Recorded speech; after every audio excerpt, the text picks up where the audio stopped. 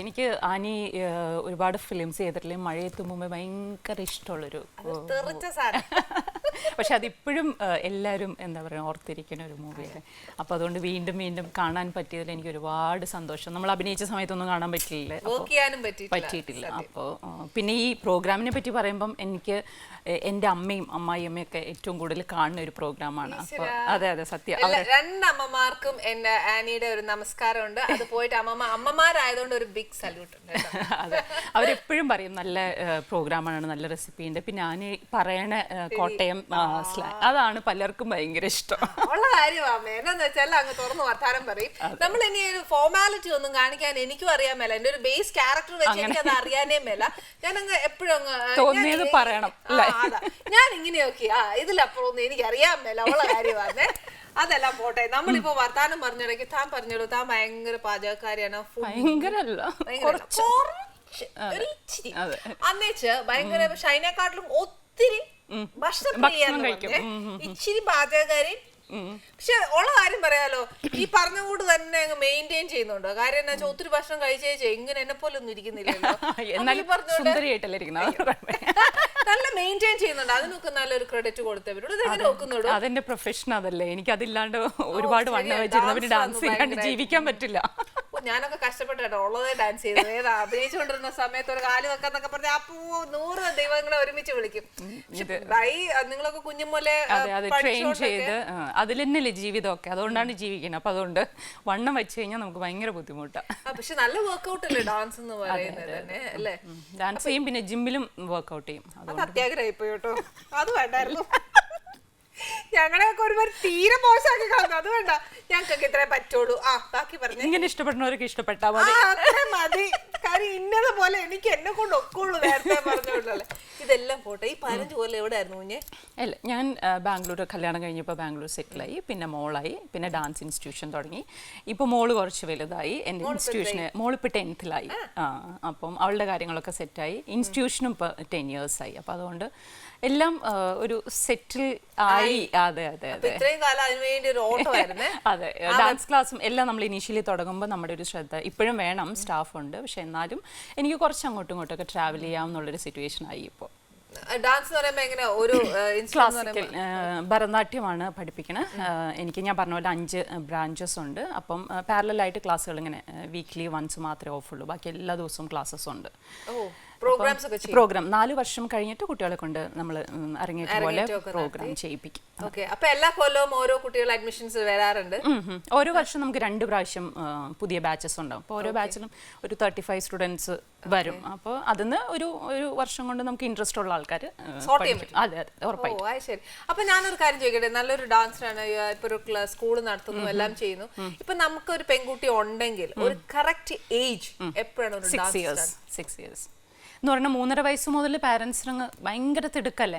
എൻ്റെ മോള് നന്നായിട്ട് ഡാൻസ് ചെയ്യും, ടിവിയുടെ മുമ്പിൽ നന്നായിട്ട് ഡാൻസ് ചെയ്യും. പക്ഷെ എന്താണെന്ന് വെച്ചാൽ കുട്ടികൾക്ക് ഇത്തിരി ഒരു മെച്യൂരിറ്റി. ഇപ്പം നമ്മളൊരു സ്ഥലത്ത് നിൽക്കുക എന്ന് പറഞ്ഞാൽ അവർക്ക് നിൽക്കാൻ ആവണ്ടേ. അതെ. അല്ലെങ്കിൽ നമ്മളിങ്ങനെ അവരെ പ്രഷറൈസ് ചെയ്യണം, നിങ്ങൾ ഇത് ചെയ്യണം. ഇതെന്ന് പറഞ്ഞാൽ കുറച്ച് വീട്ടിൽ പോയി നമ്മൾ പ്രാക്ടീസ് ഒക്കെ ചെയ്യേണ്ടത്. അപ്പോൾ ഈ 3.5 വയസ്സായ കൊച്ചിൻ്റെ അടുത്ത് നമ്മൾ എന്ത് പറയാനാ, വീട്ടിൽ പോയി പ്രാക്ടീസ് ചെയ്യണമെന്ന് പറഞ്ഞാൽ മനസ്സിലാവും. ഇല്ല. അപ്പം അതുകൊണ്ട് ചില കുട്ടികൾ എന്താ ആ വയസ്സിൽ നമ്മൾ പ്രഷറൈസ് ചെയ്ത് കഴിഞ്ഞാൽ പിന്നെ അവർ പഠിക്കുകയില്ല. അപ്പം ഞാൻ എപ്പോഴും പാരൻസിനോട് നിങ്ങൾ കുറച്ച് വെയിറ്റ് ചെയ്യും. അപ്പോൾ 6 years ആയി അവർക്ക് ഇത്തിരി ഒരു മനസ്സിലാവും നമ്മൾ എന്താ പറയണേന്ന്. അതെ. പിന്നെ അവരൊരു 4-5 വർഷം നമ്മുടെ കൂടെ തന്നെ ഉണ്ടാവും ആ വയസ്സിൽ ജോയിൻ ചെയ്ത്. ഈ ഡാൻസ് ചെയ്തുകൊണ്ടിരുന്ന സമയത്ത് 16 years സെറ്റിൽ ആവാൻ വേണ്ടിയുള്ള ഓട്ടത്തിന്റെ ഇടയിൽ എപ്പോഴെങ്കിലും അഭിനയിച്ചാൽ പറ്റുമെന്ന് തോന്നുന്നു? തോന്നാറുണ്ട്. അത് തോന്നാത്ത ആൾക്കാർ കുറവായിരിക്കും. എന്താ പറയുക, അഭിനയം ഞാൻ പറഞ്ഞില്ല, അഭിനയം എനിക്ക് ഒരുപാട് മിസ് ചെയ്തിട്ടില്ല. കാരണം എന്താണെന്ന് വെച്ചാൽ ഞാൻ ഡാൻസിൽ വളരെ സജീവമായിട്ട് ഇപ്പോഴാണെങ്കിലും ആഴ്ചയിൽ ഒരു 3 ദിവസം എൻ്റെ ടീച്ചറടുത്ത ക്ലാസ്സിന് പോവും. കച്ചേരിയായിട്ട് ചെയ്യും.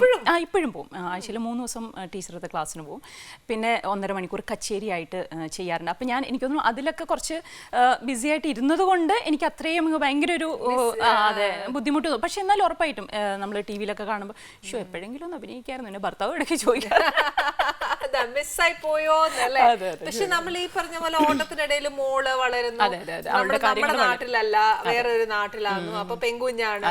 അപ്പൊ അതിന്റെ ഒരു കെയർ എത്രയായാലും അമ്മയ്ക്ക് അമ്മമാർക്ക് പെൺകുട്ടികളെന്ന് പറയുമ്പോൾ അത് ഉറപ്പായിട്ടും നമ്മൾ എപ്പോഴും കൂടെ ഉണ്ടാവണം, എല്ലാ കാര്യത്തിനും കൂടെ ഉണ്ടാവണം. ഇപ്പോഴും 10th ആണെങ്കിലും ഞാൻ ഭക്ഷണം കഴിക്കാം, അപ്പൊ അവള് പറയും അമ്മ എനിക്കറിയാം അമ്മ ഭക്ഷണം കഴിക്കാൻ. പക്ഷെ എന്നാലും നമ്മുടെ ഒരു സ്നേഹവും നമുക്ക് എന്നും കുഞ്ഞുങ്ങൾ അതൊരു കുഞ്ഞുങ്ങൾ തന്നെയായിരിക്കും. ഇപ്പൊ ആലോചിക്കുന്നില്ലേ നമ്മുടെ അമ്മമാരൊക്കെ. ശരി, ഞാനതാ പറയാൻ വന്നത്. അമ്മ ഇപ്പോഴും വീട്ടിൽ ചെല്ലുമ്പോ കഴിക്കുക, അമ്മ ഞാൻ കഴിക്കുക, അവിടെ പോയിട്ട് നീ എന്തായാലും പട്ടിണി എടുക്കാൻ പോകണല്ലോ, അപ്പൊ ഇത് ഞാൻ ചോദിച്ചത് മാത്രല്ല അമ്മയും ചോദിക്കാറുണ്ട് അല്ലേ, നീ അവിടെ ഭക്ഷണം കഴിക്കുന്നില്ലേ എന്നാണായിരിക്കും ചിലപ്പോ അമ്മ ചോദിക്കുന്നത്. പക്ഷെ വീട്ടിൽ വന്നു കഴിയുമ്പോ ഏതൊരു അമ്മയ്ക്കായാലും നമുക്ക് ഇഷ്ടമുള്ള ആഹാരം ഉണ്ടാക്കി തരാനും നമ്മളെ വയറ് നിറച്ച് കഴിപ്പിക്കാനും ഒക്കെ ഏതൊരു അമ്മയ്ക്കും ഇഷ്ടം തന്നെ ആയിരിക്കും. അതിനില്ല, നമ്മളെപ്പോഴെങ്കിലും നമ്മള് ഹസ്ബൻഡിന്റെ കാര്യം, മക്കളുടെ കാര്യം, നമ്മുടെ ബാക്കി കാര്യങ്ങൾ എല്ലാം നമ്മൾ ചെയ്യുമ്പോൾ നമ്മളൊരു നേരം ഭക്ഷണം കഴിച്ചോ എന്ന് ചോദിക്കാൻ നമ്മുടെ അമ്മ മാത്രമല്ലേ ഉള്ളൂ. അത്രേ, ശരിക്കും അങ്ങനെ എനിക്ക് എപ്പോഴും തോന്നാറുണ്ട്. വേറെ ആരും എന്ന് പറഞ്ഞാൽ അവർക്കും സമയം ഇല്ലാത്തതുകൊണ്ടാണ് അതിനെപ്പറ്റി ബോധവാനുള്ളത്. പക്ഷെ അമ്മ എപ്പോഴും അമ്മ തന്നെയാണ്. അതെ, പക്ഷെ ഇപ്പം എന്റെ ഏട്ടൻ ചോദിക്കാറുണ്ട് കേട്ടോ, ഏട്ടൻ കഴിക്കുന്നതിന് മുമ്പ് എന്നോട് ചോദിക്കും കഴിച്ചോ അന്ന് ചോദിക്കാറുണ്ട്. അതുകൊണ്ട് എനിക്ക് ഭയങ്കര ഹാപ്പി. അതുകൊണ്ടൊരു അമ്മ ഇല്ലാത്ത ഒരു ദുഃഖം എനിക്ക് ഇതുവരെ ദൈവം അനുഗ്രഹിച്ച് തോന്നിയിട്ടില്ല. ഏട്ടൻ അത്രയും കെയറിങ് ആയിട്ടാണ് നോക്കുന്നത്. പിന്നെ നാട്ടിലെവിടെയാണോ തന്റെ വീട്? നാട്ടില് ശരിക്കും കോതമംഗലമാണ് വീട്. പക്ഷെ ഇപ്പം അച്ഛനും അമ്മയും എല്ലാവരും എറണാകുളത്തേക്ക് സെറ്റിൽ ചെയ്തിരിക്കുന്നു. ഇപ്പൊ എവിടെയാ സെറ്റിൽ ചെയ്തേക്കുന്നത്? ഞാൻ ബാംഗ്ലൂർ സെറ്റിൽ ആണ്. കുറെ വർഷങ്ങളായിട്ട് ബാംഗ്ലൂർ സെറ്റിൽ ചെയ്തു. മോളുടെ പഠിത്തവും എന്റെ ഡാൻസ് സ്കൂളും എല്ലാം അവിടെ തന്നെയാണ്. പക്ഷെ ഇടയ്ക്കിടയ്ക്ക് ഈ പറഞ്ഞ മാതിരി ഒന്ന് ശ്വാസം വലിച്ചു എന്റെ ഹസ്ബൻഡ് ഇപ്പൊ പോണ്ടേ നാട്ടിൽ. എനിക്ക് ഭയങ്കരമായിട്ട് അവരൊക്കെ മിസ് ചെയ്യും എപ്പോഴും. അപ്പൊ ഞാൻ ഓടി ഓടി വരും അമ്മയും എപ്പോഴും. അതെ, ഒരു പ്രാവശ്യം വന്നു കഴിഞ്ഞാൽ പിന്നെ ചോദിക്കും ഇനി എന്നാ അടുത്ത് ബുക്ക് ചെയ്യും. പക്ഷെ നമുക്ക് ഇങ്ങോട്ട് വരാനായിട്ട് ഭയങ്കര തിടുക്കവാന്നേ, എന്നാ പോവാൻ തന്നെ ഭയങ്കര സങ്കടം. ഇപ്പോഴും അതെ, ഒരു മാസമൊക്കെ നിന്നിട്ട് പോകുമ്പോ ഭയങ്കര വിഷമത്തിൽ. സത്യമാ, എനിക്ക് ശ്രീജ ഇതുവരെ മെച്ചോർഡ് ആയിരുന്നില്ല തോന്നുന്നുണ്ട്. ശരിക്കും ഏതൊരു മക്കളായാലും അങ്ങനെയാ, സ്വന്തം വീട്ടിൽ വന്നിട്ട് പോകുമ്പോൾ ഒരു വിഷമം ഉണ്ടാവും, നാച്ചുറൽ. ഈ ഫസ്റ്റ് ഫിലിമിലേക്ക് താൻ വരുന്നൊക്കെ? ഞാൻ കലാമണ്ഡലത്തിൽ പഠിച്ചുകൊണ്ടിരിക്കുമ്പോഴാണ് കമലദളം അവിടെ ഷൂട്ടിംഗ് നടക്കുന്നത്. എനിക്ക് തോന്നുന്നു 2nd ഇയർ ആയിരുന്നു അന്ന്. അപ്പം സാധാരണ രീതിയിൽ അവിടെ ഇങ്ങനെ ഷൂട്ട് വരുമ്പോഴത്തേക്കും അവിടുത്തെ സീനിയേഴ്സിനായിരിക്കും ചാൻസ് ഉണ്ടാവുക. ഇത് സിബി സാറ് നേരിട്ട് കളരിയിൽ വന്നിട്ട് സെലക്ട് ചെയ്തത്. അന്ന് അങ്ങനെ എന്തോ ഒരു ഭാഗ്യം കൊണ്ട് ഞാനും സെലക്ട് ആയി. അല്ലെങ്കിൽ എനിക്ക് തോന്നുന്നുണ്ട് ഞാൻ ഫിലിമിൽ, ഞാനൊരു നാട്ടിൻപുറത്ത് ജനിച്ചു വളർന്ന ഒരു കുട്ടിയാണ്. അപ്പോൾ അതുകൊണ്ട് ഫിലിമിൽ വരാനൊരു കോണ്ടാക്റ്റോ അങ്ങനെ ഒന്നും ഉണ്ടായിരുന്നില്ല എനിക്ക്. അപ്പം അങ്ങനെ ഒരു യാദൃച്ഛികമായിട്ടാണ് ഞാൻ ഫിലിമിൽ വരണത് കമലദളത്തിൽ. പിന്നെ എനിക്ക് തോന്നുന്നു കമലദളം കഴിഞ്ഞിട്ടാണ് പൊന്തന്മാട ചെയ്തിരിക്കുന്നത്. പിന്നെ കോഴ്സ് കഴിഞ്ഞിട്ട് കുറച്ച് ഫിലിംസ് ചെയ്തു. അത്രേ ഉള്ളൂ. ഓക്കെ, അപ്പൊ താൻ അപ്പൊ ശരിക്കും പറഞ്ഞ ഒരു സിബി സാർ വന്ന് സെലക്ട് ചെയ്തതിന്റെ കൂട്ടത്തിൽ ഒരു കുട്ടിയായിട്ട് താൻ ഇങ്ങനെ വന്നത്. അപ്പൊ എപ്പോഴാണ് താൻ സ്വന്തമായിട്ട് റെക്കഗ്നൈസ് ചെയ്തത് that you are an actor? എനിക്ക് തോന്നുന്നു പൊന്തന്മാടെ കഴിഞ്ഞ് ഞാൻ കന്മതൊക്കെ അഭിനയിച്ച് ആ സമയത്താണ് എനിക്ക് അതെ സുമ എന്ന് പറഞ്ഞ ആ ക്യാരക്ടർ എനിക്ക് എന്നും ഭയങ്കര ഇഷ്ടമുള്ള ഒരു ക്യാരക്ടറാണ് ലോസ് സാറിൻ്റെ സ്ക്രിപ്റ്റിൽ. അപ്പോൾ എനിക്ക് തോന്നിയിട്ടുണ്ടായിരുന്നു എന്താ പറയുക, എനിക്ക് കുറച്ചും കൂടെ ഒക്കെ അഭിനയിക്കണം. പക്ഷെ പെട്ടെന്ന് തന്നെ കല്യാണം കഴിഞ്ഞു. ഞാൻ പറയാം, ഞാൻ അഭിനയിച്ച സമയത്ത് എനിക്കറിയില്ല, എനിക്ക് അത്ര ഒരു മെച്യൂരിറ്റി ഉണ്ടായിരുന്നില്ല. പക്ഷെ ഇപ്പോൾ ആലോചിക്കും, ഇപ്പോഴും ടി വിയിൽ ആ ഫിലിംസ് ഇപ്പം സമ്മർ ആണെങ്കിലും വീണ്ടും ചില എല്ലാ ഫിലിംസ് ഇങ്ങനെ വന്നുകൊണ്ടിരിക്കുമല്ലോ. അപ്പോൾ യേശോ കഷ്ടമായി പോയി, കുറച്ചും കൂടെ ഒക്കെ നന്നായിട്ട് അഭിനയിക്കുക.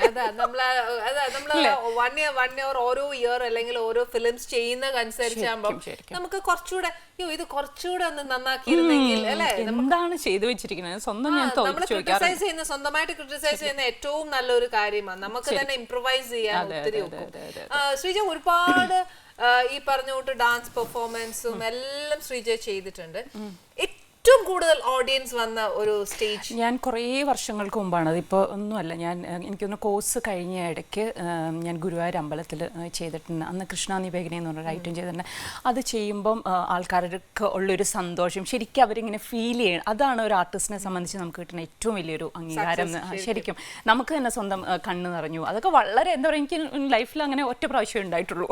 അതാ ശരിക്കും അത് നമ്മൾ ആ പ്രേക്ഷകരെ പറഞ്ഞു മനസ്സിലാക്കി കൊടുക്കല. എനിക്കിപ്പോഴും മനസ്സിൽ ഓർമ്മ വരണത് ആ ഒരു പെർഫോമൻസ്. നമ്മൾ ഒരുപാട് ചെയ്യാറുണ്ട്, പക്ഷെ എന്നാലും ഈ പറഞ്ഞ മാതിരി നമുക്ക് സംതൃപ്തി തോന്നുന്ന പെർഫോമൻസ് എന്ന് പറയുന്നത് വളരെ കുറച്ചായിരിക്കും ഉണ്ടാവുള്ളൂ.